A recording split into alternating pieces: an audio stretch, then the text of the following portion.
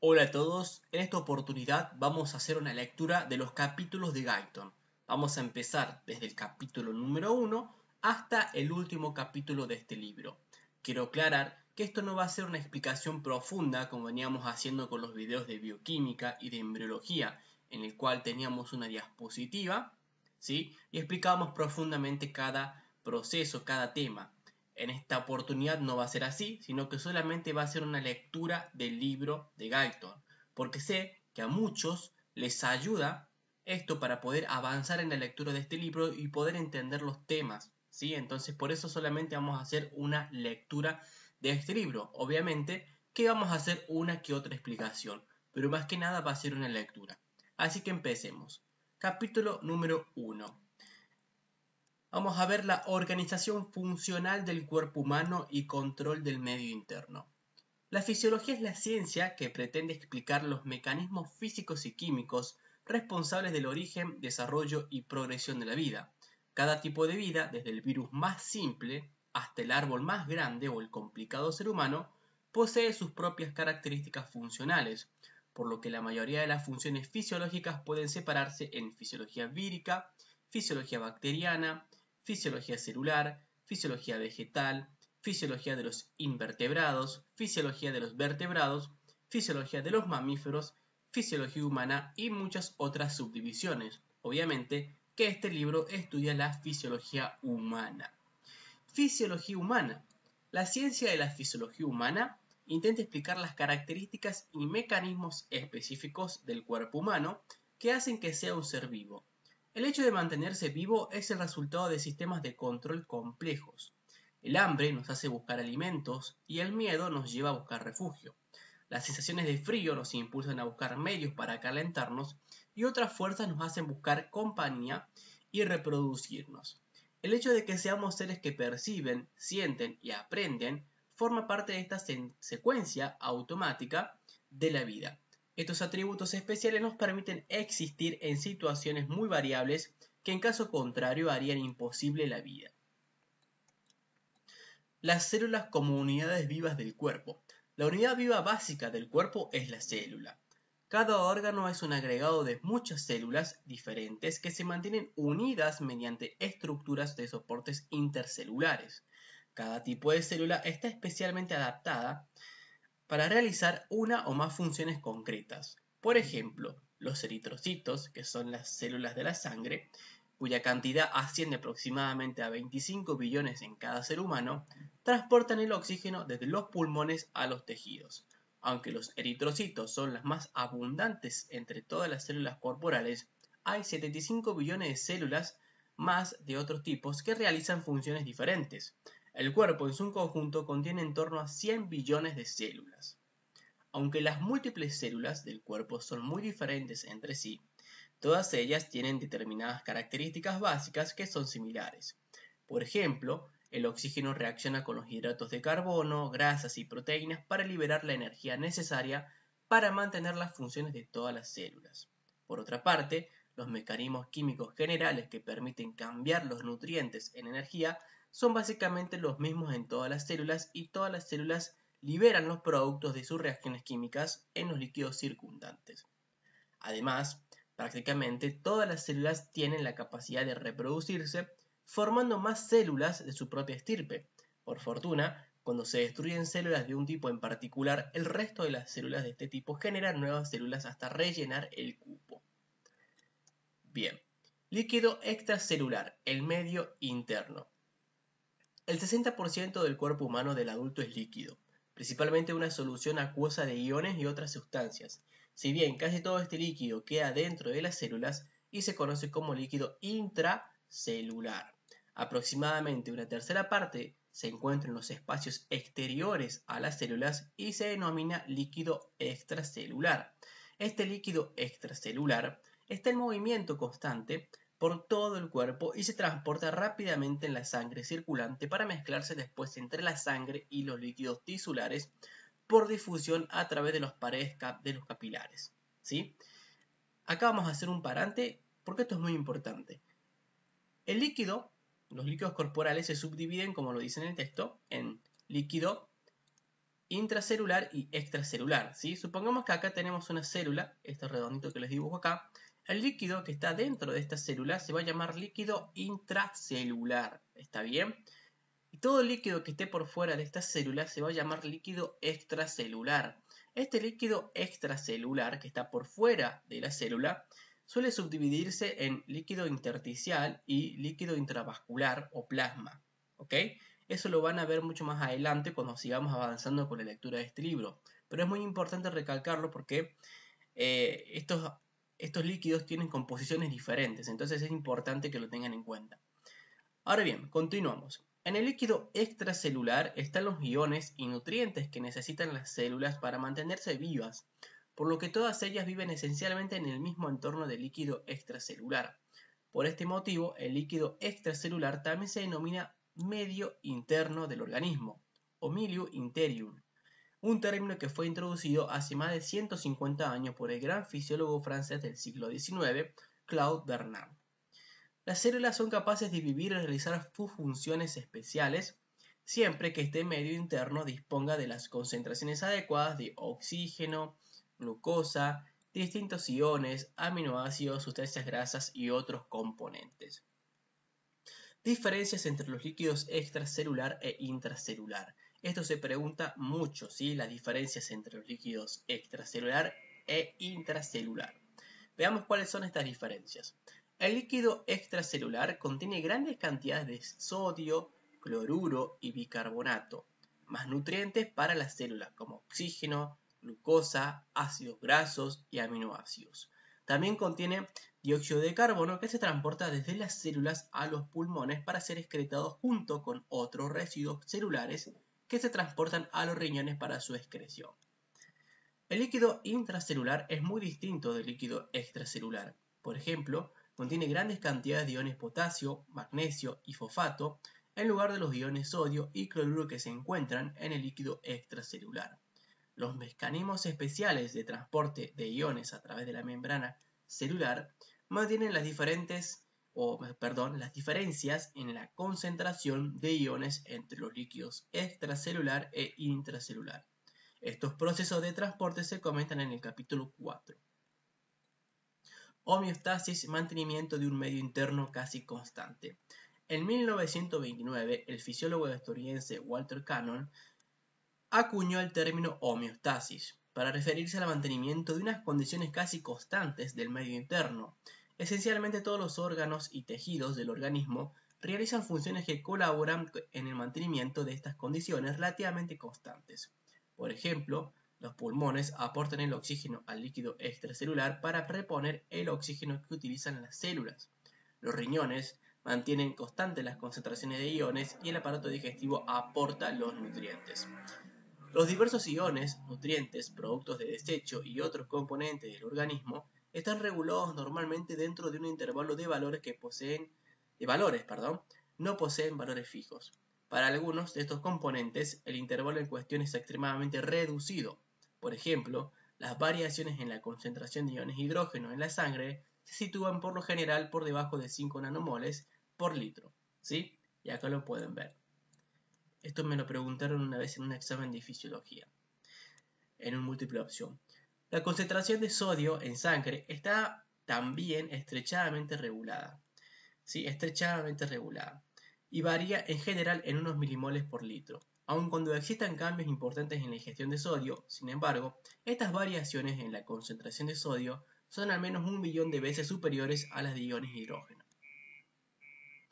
Existen poderosos sistemas de control para mantener las concentraciones de sodio e hidrógeno, así como la mayoría de los demás iones, nutrientes y sustancias del organismo, a niveles que permitan que las células, los tejidos y los organismos lleven a cabo sus funciones normales pese a grandes variaciones ambientales y a las dificultades derivadas de lesiones y enfermedades. Gran parte de este texto está dedicado a la forma en que cada órgano o tejido contribuye a la homeostasis. Las funciones normales del organismo exigen acciones integradas de células, tejidos, órganos y múltiples sistemas de control nervioso, hormonales y locales que contribuyen conjuntamente a la homeostasis y a la buena salud. A menudo la enfermedad se considera un estado de ruptura de esa homeostasis, ¿sí? Es decir, la homeostasis es como un proceso en el cual se mantiene un equilibrio, ¿sí? Una autorregulación. Entonces, la enfermedad lo que hace es romper con esa homeostasis. ¿Ok? Entonces continuamos. Sin embargo, incluso en presencia de enfermedades, los mecanismos homeostáticos siguen activos y mantienen las funciones vitales a través de múltiples compensaciones. Estas compensaciones pueden conducir en algunos casos a desviaciones importantes de las funciones corporales con respecto al intervalo normal, lo que dificulta la labor de diferenciar la causa principal de la enfermedad de las respuestas compensadoras. Por ejemplo, las enfermedades que impiden la capacidad de los riñones de excretar sales y agua pueden conducir a una elevación de la presión arterial, que inicialmente ayuda a recuperar valores normales de excreción, de forma que sea posible mantener un equilibrio entre la ingestión y la excreción renal. Este equilibrio es necesario para el mantenimiento de la vida, pero los periodos de tiempo prolongados de alta presión arterial pueden provocar perjuicios en diversos órganos, entre ellos los riñones, lo que deriva en nuevos aumentos de la presión arterial y con ello más daños renales. De este modo, las compensaciones homeostáticas que se producen en el organismo después de una lesión, una enfermedad o de cambios ambientales importantes pueden verse como un compromiso necesario para mantener las funciones vitales, si bien, a largo plazo, pueden contribuir a inducir anomalías adicionales en el organismo. La disciplina de la fisiopatología pretende explicar cómo se alteran los diversos procesos fisiológicos durante las enfermedades y las lesiones. Es decir, que ustedes en fisiología normal, ¿sí? Fisiología humana normal, van a estudiar todos los procesos cómo se llevan a cabo normalmente. Luego, en fisiopatología, cuando tengan esta materia, van a estudiar cómo es que se altera esa fisiología, ¿ok? Ya sea por una enfermedad. Este capítulo expone los distintos sistemas funcionales del organismo y sus contribuciones a la homeostasis, para después revisar brevemente la teoría básica de los sistemas de control corporal que permite colaborar a los distintos sistemas funcionales para mantenerse unos a otros. Transporte en el líquido extracelular y sistema de mezcla, el aparato circulatorio. El líquido extracelular circula por el organismo en dos etapas. La primera de ellas consiste en el movimiento de la sangre por el cuerpo dentro de los vasos sanguíneos, y la segunda es el movimiento del líquido entre los capilares sanguíneos y los espacios intercelulares entre las células tisulares. En la figura 1.1 se muestra la circulación general de la sangre. En este modelo, toda la sangre atraviesa la totalidad del circuito, una media de una vez por minuto cuando el cuerpo está en reposo y hasta 6 veces por minuto cuando la persona está muy activa. Acá vemos la imagen, ¿sí? Vemos los pulmones, ¿okay? Vemos la bomba izquierda, o sea, el corazón, vemos cómo lleva sangre arterial hacia los diferentes aparatos, diferentes órganos, bien intestino, riñones, ¿sí? Vemos que luego esta sangre arterial va a pasar a ser sangre venosa, ¿ok?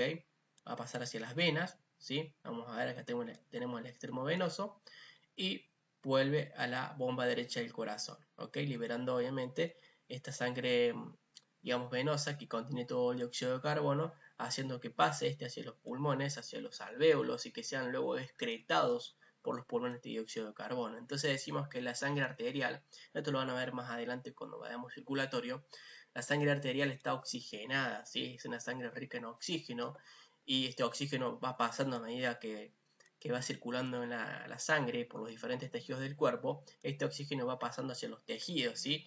Y estos vasos sanguíneos van captando los desechos, como por ejemplo el dióxido de carbono, con lo cual la sangre venosa va o vuelve, digamos, con mucho dióxido de carbono, ¿sí? Que tiene que ser obviamente excretado. ¿Perfecto? Continuamos. A medida que la sangre atraviesa los capilares sanguíneos se produce también un intercambio continuo de líquido extracelular entre la porción del plasma de la sangre y el líquido intersticial que rellena los espacios intercelulares, proceso que se muestra en la figura 1.2. Las paredes de los capilares son permeables a la mayoría de las moléculas del plasma sanguíneo, con la excepción de las proteínas plasmáticas, que son demasiado grandes para pasar con facilidad a través de los capilares. Por tanto, grandes cantidades de líquido y sus componentes disueltos difunden yendo y viniendo entre la sangre y los espacios tisulares, como demuestran las flechas, ¿sí? Acá en la imagen 1.2 lo van a poder observar ustedes. Bien, Ahora,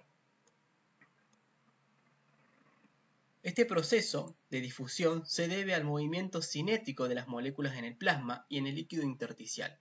Es decir, el líquido y las moléculas disueltas están en movimiento continuo y van dando tumbos en todas las direcciones dentro del plasma y el líquido en los espacios intercelulares, además de atravesar los poros capilares.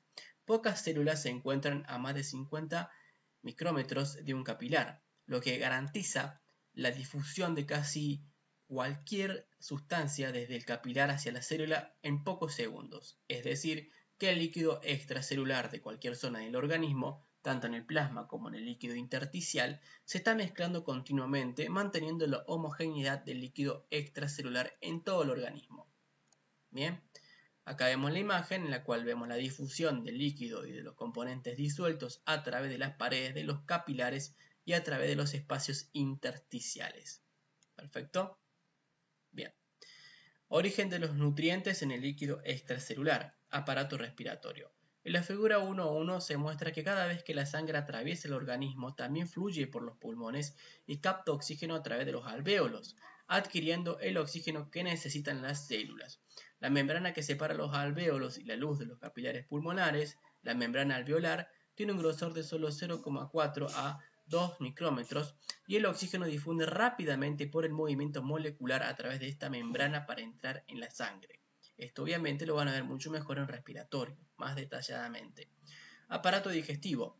Una gran porción de la sangre que bombea el corazón también atraviesa las paredes del aparato digestivo, donde se absorben los distintos nutrientes, incluidos los hidratos de carbono, los ácidos grasos y los aminoácidos, desde el alimento ingerido hacia el líquido extracelular de la sangre. Hígado y otros órganos que realizan principalmente funciones metabólicas. No todas las sustancias absorbidas del aparato digestivo pueden usarse tal como las células las absorben, y el hígado es el encargado de cambiar la composición química de muchas de ellas, para convertirlas en formas más utilizables, mientras que otros tejidos corporales, los adipocitos, la mucosa digestiva, los riñones y las glándulas endocrinas, modifican o almacenan las sustancias absorbidas hasta que son necesitadas.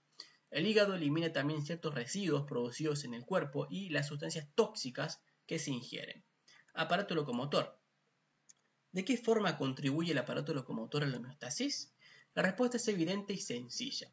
Si no fuera por los músculos, el organismo no podría desplazarse para obtener los alimentos que se necesitan para la nutrición.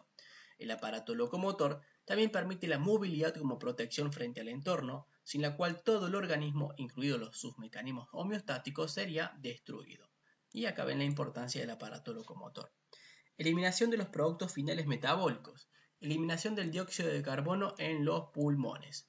Al mismo tiempo que la sangre capta el oxígeno en los pulmones, se libera el dióxido de carbono desde la sangre hacia los alvéolos, y el movimiento respiratorio de aire que entra y sale de los pulmones transporta el dióxido de carbono hacia la atmósfera. El dióxido de carbono es el más abundante de todos los productos del metabolismo. Riñones. Con el paso de la sangre a través de los riñones se eliminan del plasma la mayoría de las sustancias que, además del dióxido de carbono, las células ya no necesitan, como son los distintos productos finales del metabolismo celular, como la urea, el ácido úrico y el exceso de iones y agua de los alimentos, que podrían acumularse en el líquido extracelular. Los riñones realizan su función filtrando primero una gran cantidad de plasma a través de los capilares de los glomérulos hacia los túbulos y reabsorbiendo hacia la sangre las sustancias que necesita el organismo, como la glucosa, los aminoácidos, cantidades apropiadas de agua y muchos de los iones. La mayoría de las demás sustancias que el organismo no necesita, en especial los productos de desechos metabólicos, como la urea, se reabsorben mal y atraviesan los túbulos renales hacia la orina. Vamos a ver en fisiología renal que es muy pero muy importante lo que hacen los riñones, ¿sí? El filtrado, eliminan a través de la orina obviamente todos los desechos que no se necesitan, ¿sí? Todos los desechos tóxicos que no se necesitan. Es por eso que una persona que no le funcionen los riñones tiene que hacer hemodiálisis, ¿sí? Tiene que hacer diálisis para poder cumplir a través de esta máquina la función de filtro que tienen los riñones, ¿sí? Continuemos. Aparato digestivo. El material no digerido que entra en el aparato digestivo y algunos productos residuales del metabolismo se eliminan en las heces. Hígado. Entre las funciones del hígado se encuentran la detoxificación o eliminación de numerosos fármacos y productos químicos que se ingieren. El hígado secreta muchos de estos residuos en la bilis para su eliminación ulterior en las heces. Regulación de las funciones corporales. Sistema nervioso. El sistema nervioso está compuesto por tres partes principales: la porción de aferencia sensitiva, el sistema nervioso central o la porción integradora y la porción eferente motora. Los receptores sensitivos detectan el estado del cuerpo de su entorno. Por ejemplo, los receptores de la piel nos alertan de que un objeto ha tocado la piel en cualquier punto. Los ojos son órganos sensitivos que nos aportan una imagen visual del entorno, y los oídos también son órganos sensitivos. El sistema nervioso central está formado por el cerebro y la médula espinal. El cerebro almacena información, genera los pensamientos, crea la ambición y determina las reacciones que debe manifestar el cuerpo en respuesta a las sensaciones para, a continuación, transmitir las señales apropiadas a través de la porción motora eferente del sistema nervioso para llevar a cabo los deseos del sujeto. Un segmento importante del sistema nervioso es el sistema nervioso autónomo o neurovegetativo, que funciona a escala subconsciente y controla muchas de las funciones de los órganos internos, como la función de bomba del corazón, los movimientos del aparato digestivo y la secreción en muchas de las glándulas corporales. Sistemas hormonales, que lo vamos a ver obviamente en hormonas. Hay un curso, ¿sí?, que tengo sobre hormonas, y también hay videos en YouTube sobre hormonas. Dentro del organismo se encuentran 8 glándulas endocrinas mayores y varios órganos y tejidos que segregan productos químicos denominados hormonas. Las hormonas se transportan en el líquido extracelular a otras partes del cuerpo para regular las funciones celulares. Por ejemplo, la hormona tiroidea aumenta la velocidad de la mayoría de las reacciones químicas en todas las células, con lo que se facilita el ritmo de la actividad corporal, mientras que la insulina controla el metabolismo de la glucosa.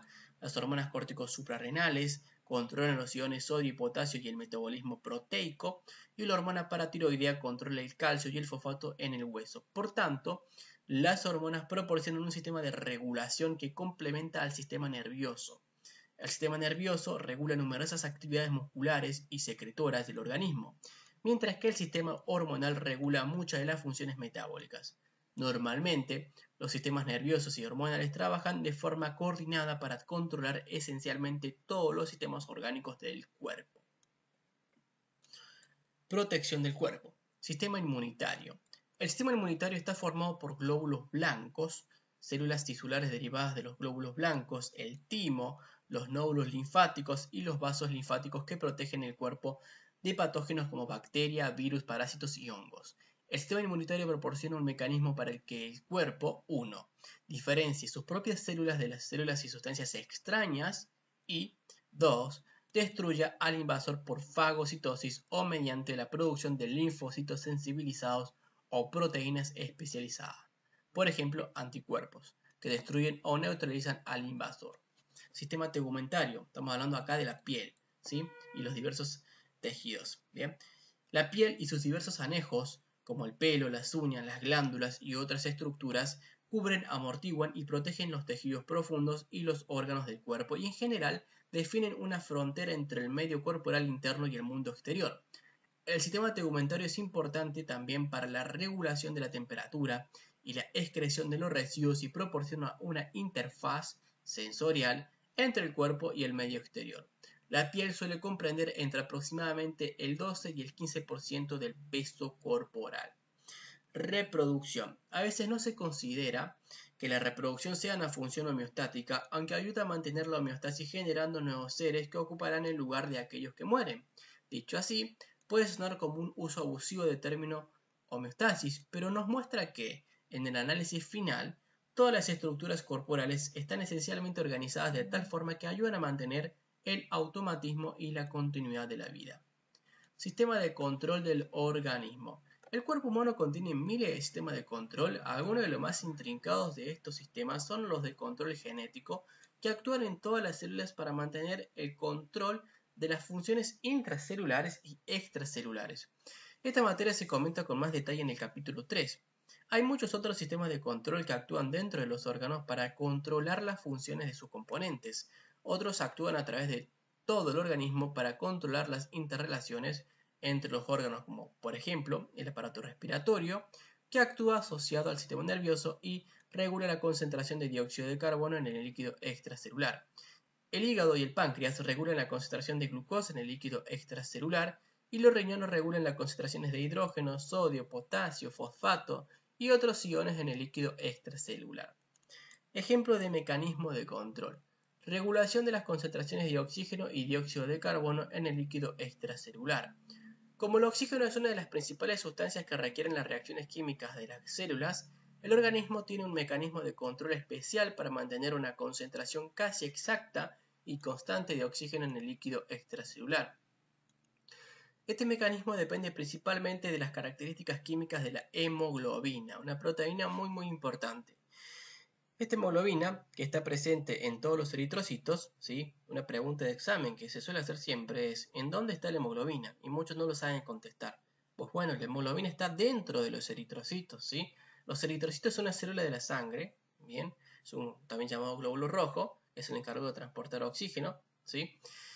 Dentro de este eritrocito, oxígeno hacia los tejidos, bien, y también toma el dióxido de carbono y luego lo lleva a los pulmones para hacer el intercambio gaseoso, liberando este dióxido de carbono en la expiración, ¿ok? Este eritrocito, este glóbulo rojo, en su interior va a contener la hemoglobina, y la hemoglobina, en su interior, contiene o capta las moléculas de oxígeno. Eso está en mis videos de bioquímica. Bien, pero eso se suele preguntar y a veces no lo saben contestar, pero es muy sencillo. ¿Dónde está la hemoglobina? En los eritrocitos. ¿Qué contiene la hemoglobina en su interior? Contiene un grupo hemo, que dentro de este grupo hemo se captura moléculas de oxígeno, ¿sí? ¿Cuántas moléculas de oxígeno puede llevar la hemoglobina? 4 moléculas de oxígeno. ¿Perfecto? Bien, continuemos.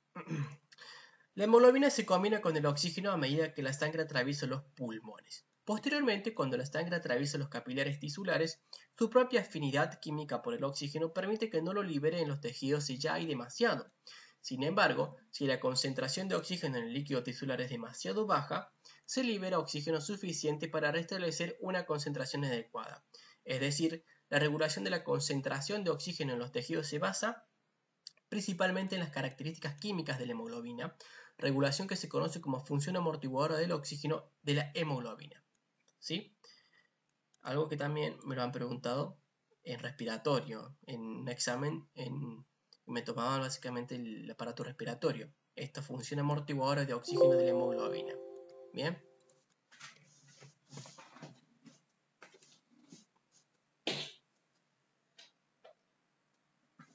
Perfecto, vamos a continuar. Puse a cargar la computadora.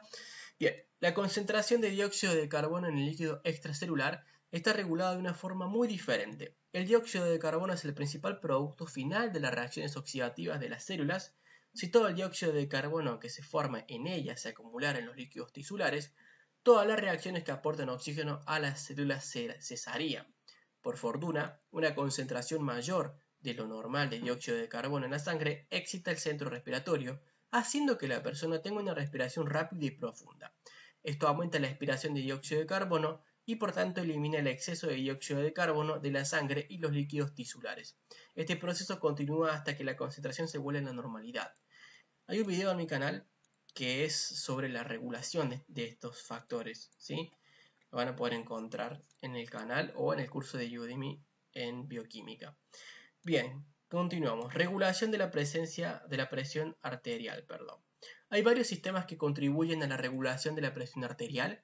Uno de ellos, el sistema de varoreceptores, es un ejemplo sencillo y excelente de un mecanismo de control y acción rápida, ¿sí? En las paredes de la zona en que se bifurcan las arterias carótidas en el cuello y también en el callado aórtico en el tórax se encuentran muchos receptores nerviosos denominados varoreceptores, que se estimulan cuando se estira la pared arterial. Cuando la presión arterial es demasiado elevada, los varoreceptores envían descargas de impulsos nerviosos al bulbo raquídeo cerebral, que es donde estos impulsos inhiben el centro vasomotor y, a su vez, disminuyen el número de impulsos transmitidos desde el centro vasomotor a través del sistema nervioso simpático hacia el corazón y los vasos sanguíneos. La ausencia de estos impulsos hace que disminuya la actividad de bomba en el corazón y también produce una dilatación de los vasos sanguíneos periféricos, lo que permite aumentar el flujo de sangre a través de ellos. Ambos efectos hacen que la presión arterial disminuya y tienda a recuperar sus valores normales. Acá vemos este gráfico, ¿ok? Donde vemos control de retroalimentación negativa de la presión arterial por parte de los barroreceptores arteriales. Las señales recibidas del detector barroreceptores son enviadas al bulbo raquídeo, donde se comparan con un valor de referencia. Cuando la presión arterial aumenta por encima de lo normal, esta presión anómala incrementa los impulsos nerviosos de los barroreceptores hacia el bulbo raquídeo, donde las señales de entrada se comparan con el valor de referencia para generar una señal de error que conduce a una disminución de la actividad del sistema nervioso simpático. El descenso de la actividad simpática provoca la dilatación de los vasos sanguíneos y la reducción de la actividad del bombeo del corazón, lo que lleva a que la presión arterial recupere la normalidad. Ahora los interrumpo un momento para poder recomendarles mi curso de bioquímica y biología molecular que tengo en la plataforma de Udemy. Este es un curso que lo recomiendo al 100%. ¿Por qué? Porque este curso les va a sentar las bases a ustedes en su carrera en el área de la salud, ya sea que están cursando medicina, odontología, kinesiología, etc. Como pueden ver, es un curso que posee más de 40 horas y ustedes al adquirirlo van a tenerlo de por vida, ¿ok? Una vez que se inscriban, van a tener este curso toda la vida. Como pueden ver, este es el programa que está en el que posee el curso, ¿sí? Estos son todos los videos, son 82 clases. Acá tienen todos los videos del curso. Aquellos que no puedan adquirirlo, ya sea por los métodos de pago que ofrece Udemy, pueden escribirme a mí en el Instagram, que se los voy a dejar abajo en la descripción de este video, para que puedan pedirme un cupón y así yo pasarles este curso. ¿Perfecto? Ahora, además de este curso, también si ustedes entran en la página de Medicina Total en la plataforma de Udemy, van a poder observar que hay dos cursos más, Embriología Humana y Fisiología Endocrina. Este curso de Fisiología Endocrina está basado básicamente en el libro de Guyton. Pero igualmente yo les recomiendo que ustedes hagan el curso de Bioquímica y Biología Molecular. ¿Por qué? Porque como les repito, les va a sentar una muy buena base para que puedan desarrollarse en las otras materias en su carrera en el área de la salud. No los interrumpo más y los dejo con la lectura de Guyton. Por el contrario, el descenso de la presión arterial por debajo de lo normal relaja los receptores de estiramiento y hace que el centro vasomotor se vuelva más activo de lo habitual, así con lo que se provoca vasoconstricción y un aumento de la acción de la bomba cardíaca. Así, el descenso en la presión arterial conlleva también a una elevación hasta alcanzar la normalidad. Valores normales y características físicas de los principales componentes del líquido extracelular. En la tabla 1.1 se enumeran algunos de los componentes más importantes del líquido extracelular y sus características físicas, junto con sus valores normales, los intervalos de normalidad y los límites máximos que no llegan a provocar la muerte. Obsérvese que el intervalo normal de cada uno de ellos es muy estrecho. Los valores fuera de estos intervalos suelen deberse a una enfermedad, una lesión u otros problemas más importantes en el medio. Componentes importantes y características físicas del líquido extracelular. Acá les dejamos acá el libro les deja esta tabla para que ustedes la puedan observar y sacar sus conclusiones, ¿sí? Para que puedan ver cuál es el valor normal de la cantidad de oxígeno, ¿sí? De los diferentes componentes, sodio, potasio, calcio, cloruro, bicarbonato, glucosa, ¿sí? La temperatura del organismo, así el triglicérido básico, bien, dióxido de carbono, venoso.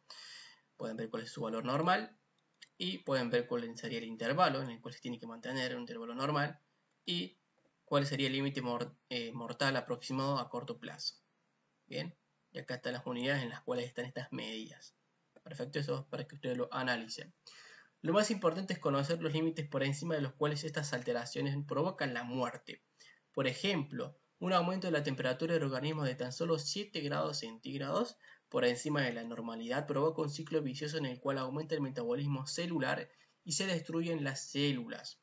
Obsérvese también el estrecho intervalo del equilibrio ácido-básico en el organismo, con un valor normal de pH de 7,4 y con valores mortales de tan solo 0,5 unidades de cada lado de la normalidad.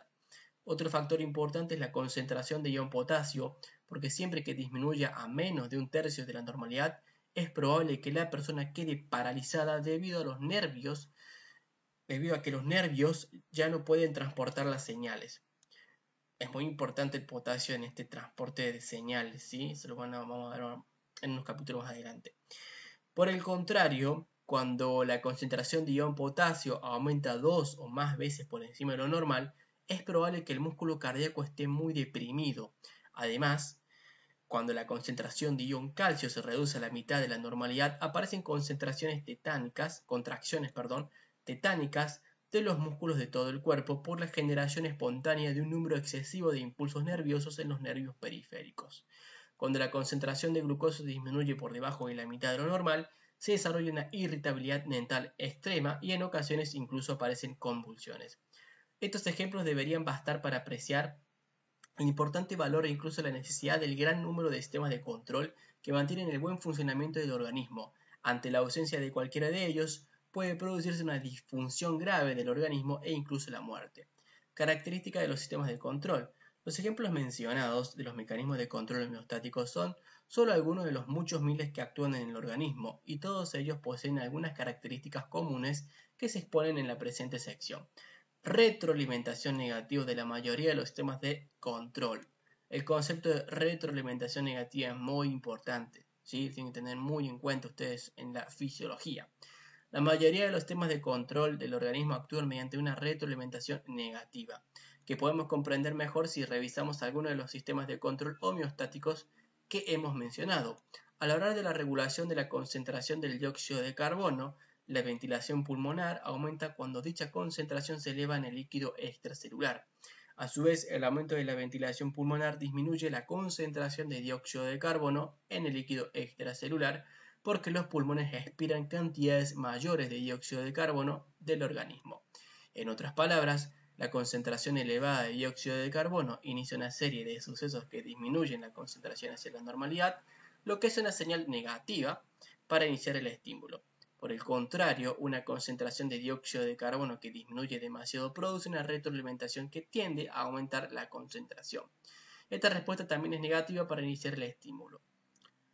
En cuanto a los mecanismos que regulan la presión arterial, una presión arterial elevada provoca una serie de reacciones que favorecen el descenso de la presión, o unas presiones bajas provocan una serie de reacciones que favorecen la elevación de la presión. En ambos casos, estos efectos son también negativos con respecto al estímulo que inició la reacción. Bien, ahí ustedes ya pueden ver el concepto de retroalimentación negativa. Vamos a tener efectos negativos con respecto al estímulo que inició esa reacción. ¿Okay? Acá se lo explica muy bien en este mismo párrafo con la presión arterial.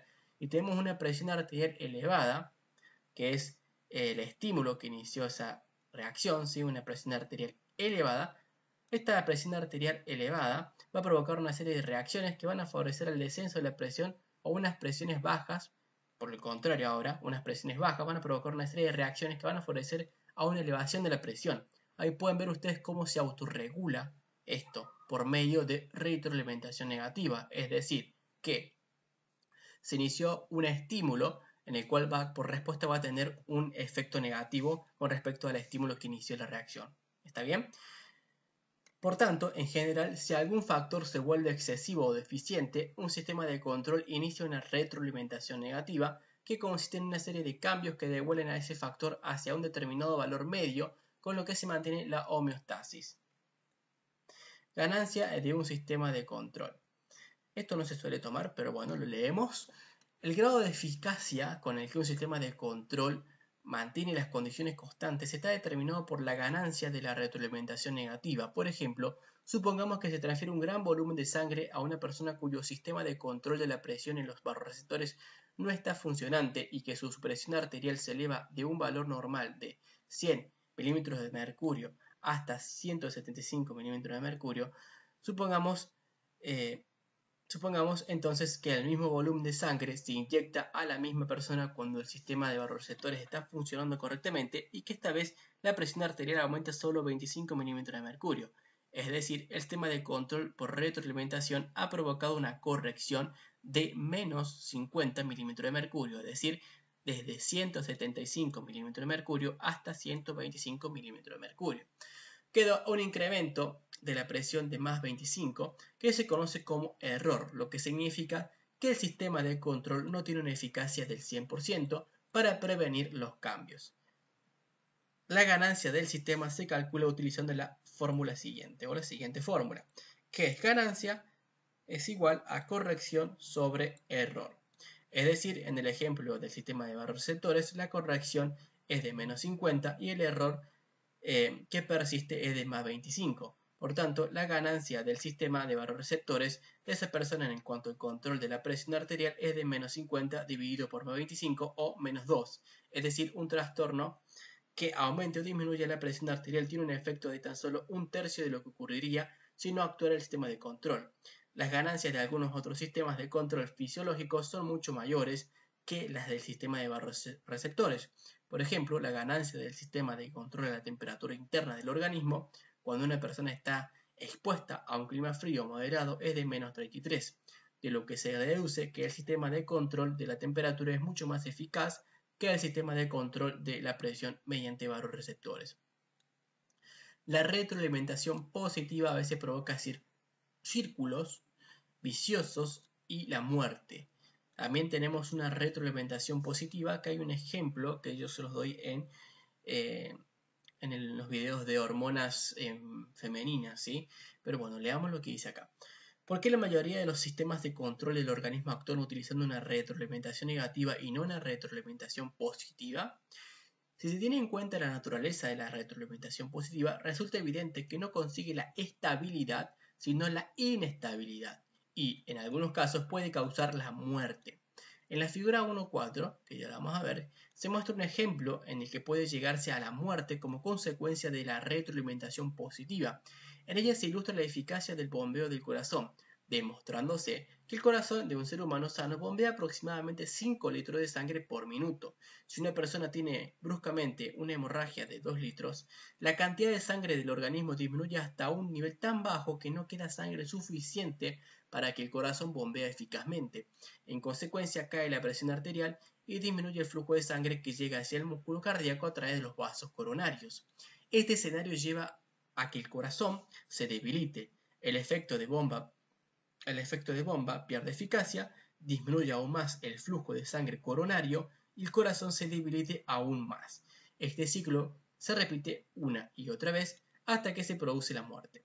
Obsérvese que cada ciclo de retroalimentación provoca además el debilitamiento del corazón. En otras palabras, el estímulo inicial provoca más reacciones del mismo tipo, que es lo que consiste, es en lo que consiste la retroalimentación positiva. Entonces, la retroalimentación negativa ya le explicamos anteriormente de qué se trataba. Ahora la retroalimentación positiva obviamente es todo lo contrario.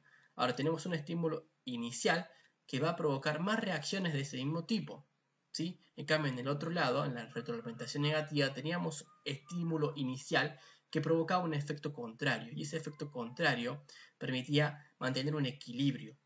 Ahora, en esta retroalimentación positiva esto no es así. Tenemos un estímulo inicial que va a provocar reacciones del mismo tipo, mucho más reacciones del mismo tipo.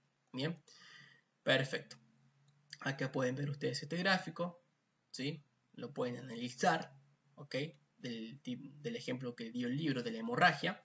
Acá vemos la figura 1.4, recuperación del bombeo cardíaco provocado por la retroalimentación negativa después de extraer 1 litro de sangre de la circulación. La muerte se debe a la retroalimentación positiva cuando se eliminan 2 litros de sangre. ¿Por qué? Porque empieza a aparecer mayores cantidades de estímulos del mismo tipo, ¿sí? En la retroalimentación positiva. Ahora bien, la retroalimentación positiva se debería denominar mejor círculo vicioso. Aunque los mecanismos de control de retroalimentación negativa del organismo pueden superar los grados leves de retroalimentación positiva y no se desarrolla el círculo vicioso, por ejemplo, si la persona del ejemplo anterior tiene una hemorragia de 1 litro en lugar de 2, los mecanismos normales de retroalimentación negativa que controlan el gasto cardíaco y la presión arterial podrían contrarrestar la retroalimentación positiva y la persona se recuperaría, como muestra la curva discontinua de la figura 1.4. ¿Ok? ¿Sí? Acá hemos vuelto a la normalidad. En cambio, en este otro lado, la muerte. Bien, la retroalimentación positiva a veces es útil. En algunos casos, el organismo usa la retroalimentación positiva a su favor. La coagulación sanguínea es un ejemplo del gran valor que tiene la retroalimentación positiva. Cuando se rompe un vaso sanguíneo y comienza a formarse un coágulo, dentro de este se activan muchas enzimas denominadas factores de coagulación. Esto lo explicamos en el video de hemostasia que hay en el canal y que está en el curso de Udemy también, en la plataforma de Udemy, de bioquímica. Algunas de estas enzimas actúan sobre otras enzimas inactivadas que están en la sangre inmediatamente adyacente, con lo que se consigue que coagule más sangre. Este proceso continúa hasta que el orificio del vaso se tapona y cesa la hemorragia. A veces este mecanismo se descontrola y provoca la formación de coágulos no deseados. En realidad, este proceso es el que inicia la mayoría de los ataques cardíacos, que pueden deberse a la formación inicial de un coágulo en la superficie interna de una placa aterosclerótica en la arteria coronaria, cuyo crecimiento continúa hasta que se bloquea la arteria. El parto es otro ejemplo en el que la retroalimentación positiva tiene gran importancia. Cuando las contracciones uterinas son suficientemente fuertes como para que la cabeza del niño comienza a empujar el cuello uterino, el estiramiento de este envía señales a través de los músculos uterinos que vuelve hasta el cuerpo del útero, provocando contracciones aún más potentes. Es decir, las contracciones uterinas estiran el cuello y el estiramiento del cuello provoca contracciones más potentes. Ahí está la retroalimentación positiva. Esto haría que el niño pueda nacer, entender más rápido. El niño entonces, continuamos leyendo, el niño nace cuando este proceso adquiere la potencia suficiente. Si no lo hace, las contracciones se desvanecen y transcurren algunos días hasta que vuelva a comenzar. Este es un gran ejemplo de retroalimentación positiva, ¿sí? Bien, otro uso importante de la retroalimentación positiva es la generación de señales nerviosas, es decir, la estimulación de la membrana de una fibra nerviosa provoca una pequeña pérdida de iones sodio a través de los canales de sodio de la membrana nerviosa hacia el interior de la fibra. Los iones sodio que entran en la fibra cambian el potencial de membrana, lo que a su vez provoca la apertura de más canales, un cambio mayor del potencial, la apertura de más canales y así sucesivamente. Es decir, una pequeña fuga se convierte en una explosión de sodio que entra en la fibra nerviosa, creando un potencial de acción en el nervio. Este potencial de acción provoca a su vez una corriente eléctrica que fluye a lo largo del exterior y del interior de la fibra nerviosa e inicia nuevos potenciales de acción. Este proceso continúa una y otra vez hasta que la señal nerviosa recorre la fibra hasta su extremo. Siempre que la retroalimentación positiva es útil, la retroalimentación positiva forma parte de un proceso global de retroalimentación negativa. Por ejemplo, en el caso de la coagulación de la sangre, el proceso de retroalimentación positiva de la coagulación es un proceso de retroalimentación negativa para el mantenimiento del volumen normal de la sangre. Además, la retroalimentación positiva que provoca las señales nerviosas permite que los nervios participen en miles de sistemas de control de retroalimentación negativa de los nervios, ¿sí? Entonces, ¿qué quiere recalcarles con este párrafo? Quiere recalcarles que siempre que la retroalimentación positiva es útil, bien, esta retroalimentación positiva, va a formar parte de un proceso global de retroalimentación negativa, pero siempre que sea útil, bien. Tipos más complejos de sistemas de control adaptativo. Más adelante, cuando hablemos de sistema nervioso, veremos que este sistema contiene abundantes mecanismos de control interconectados. Algunos son sistemas de retroalimentación simples similares a los que ya hemos comentado, pero otros no lo son. Por ejemplo, algunos movimientos del organismo son tan rápidos que no hay tiempo suficiente para que las señales nerviosas se desplacen desde la periferia del organismo hasta el cerebro y vuelvan a la periferia para controlar el movimiento, por lo que el cerebro aplica un principio que se conoce como control anterógrado, que hace que se contraigan los músculos apropiados, es decir, las señales del nervio sensible de las partes en movimiento informan al cerebro si el movimiento se está realizando correctamente. En caso contrario, el cerebro corrige las señales anterógradas que envía hacia los músculos la siguiente vez que se necesite ese movimiento. Después, si necesita nuevas correcciones, este proceso se realizará de nuevo en los movimientos sucesivos.